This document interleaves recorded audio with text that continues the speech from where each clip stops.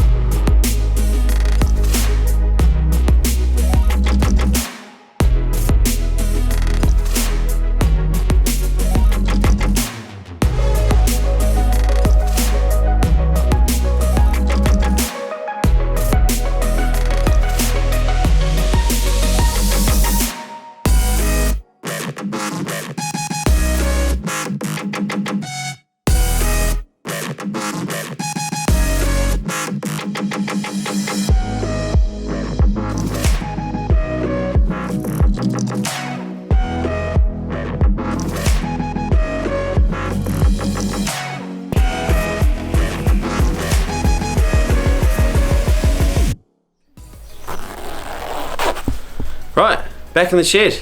Legs are sore, arms are sore. That was a lot of walking yesterday. But it was a really good day out, and absolutely stoked with those mud traps. They put in some serious amount of work, and they did really well in the New Zealand conditions. And this thing looks really sad on its little bickies, so we're going to do some work on it, and when the mud traps come back, I'm going to put it on just for my sanity, so it looks good. So what I'm going to do today is something I've been meaning to do for quite a while, which is weld up all my links. Obviously I've got them all in there, and I kind of got them to where I want the diff to sit, but I've never set up my pinion angles, and I haven't welded the links off. So today we're going to do that, and I'll show you what you're supposed to do when you're setting up your pinion angles, which is very simple. You just got to stop and think about it. So now if we have a look down here, you'll see that my aircon pulley is millimeters away from touching my upper link bracket. Now that presents me a problem because I need to rotate the diff up, and then that is gonna hit. So I'm gonna have to take the pulley off, which I think I can do, and then I'll bring the diff to where it needs to be, and I'll see if I can trim things down and make it work. If not, I might just have to take my aircon pump off, which I was trying to avoid because I want to try and turn it into an onboard air pump. So we'll have to see if that's going to work. If not, obviously the pump will have to come off, which is cool, but I'm going to get stuck into this because I've got to lengthen my upper link. I mucked that up when I put it in there, and then I'll get everything set up. We'll weld off these links.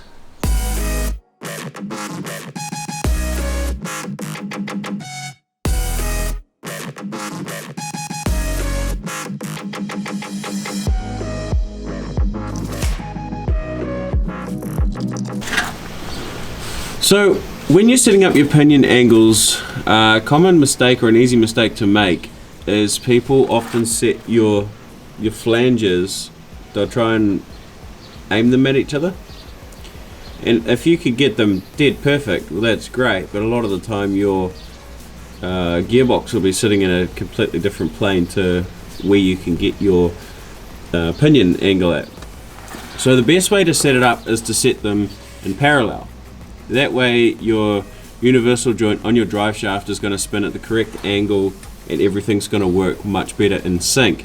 You also, when you put your drive shaft together, need to make sure it's in series, so that the drive shafts are put together facing the same way, because if you put them in opposites, they will wobble and shake and it's not good for them. So what I'm doing here, I'm quite lucky that I managed to get the gearbox at quite a good angle. So what I'm going to do is, I've got my level here on its side, which will still work with the bubble float.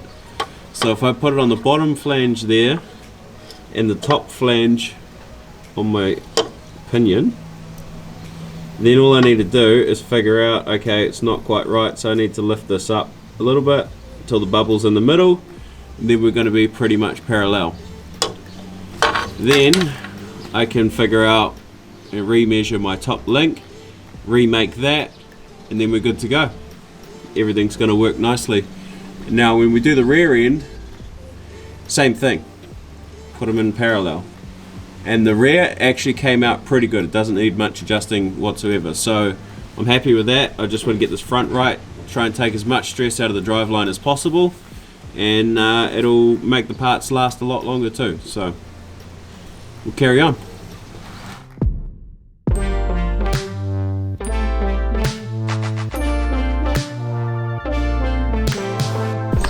So I came to the conclusion that before I set up my pinion angles, I probably should have it at ride height. Now I don't actually have anything to lift the vehicle up to ride height with at the moment, so I'll have to take it into work and use the forklift to do that.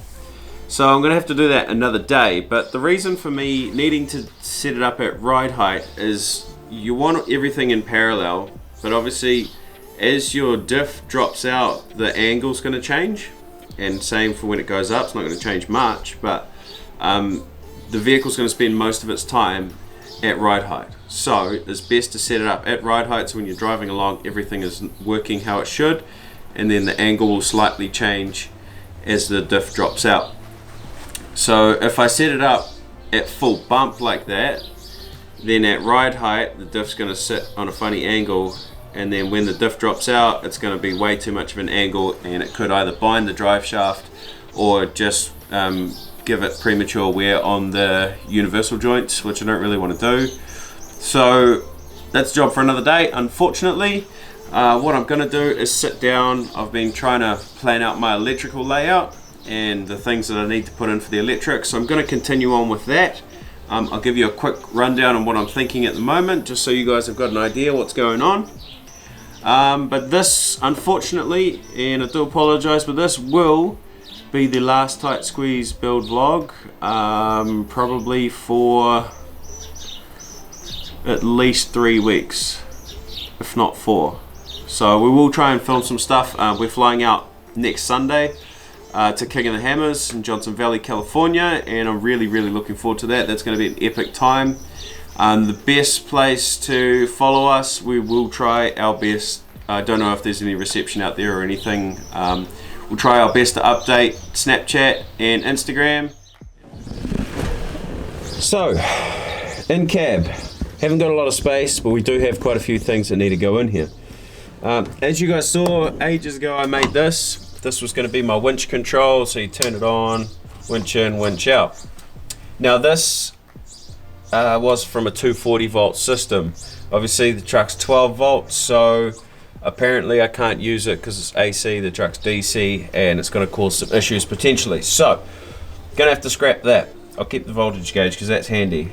But basically, I'm going to look at running gauges in here. So I'll have like oil pressure gauge here, boost gauge here, and then I'll probably put, I don't know, I haven't decided yet, but water temp will either go here or up here somewhere so it's in my face. And then this, unfortunately, I'm going to have to cut this out, so I'm not going to put any switches in there. Not that I have much space for it, it's just, it's okay, doesn't hit, but if I'm in a rush, banging gears, I'm going to smash my hand into the dashboard. That's not that fun, so I'll cut that out totally. And then, yeah, I might put some switches up here and stuff like that. So I've got a lot of planning to do to lay it all out. Obviously there's no wires anywhere in the vehicle, everything's removed, so I need to find an auto sparky that's keen to work with me, and I just want everything simple every circuit separate, so if there's a problem in the middle of the bush, we just go, okay, that fuse is blown, cool, what's the problem, why did it blow, figure it out, bang a new fuse in, and we should be good to go. I really wanted to get my speedo and my rev counter working. I can't seem to find any information on the internet whether I can link the 3S GTE up to this stuff, so I might have to get some gauges, some aftermarket gauges, and then I'll just retrofit them in there so that they work in here. And then obviously I've got fuel gauges and all sorts of stuff like that. So there's a lot to think about, and I'm just going to keep chipping away at this stuff until we figure it out and come up with a plan. And yeah, so that's going to do for this episode. I'm sorry it's not that exciting.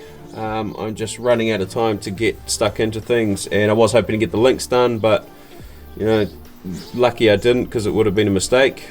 So always take your time with these things, never rush them, because you can simply forget to lift the vehicle up or whatever and make a mistake.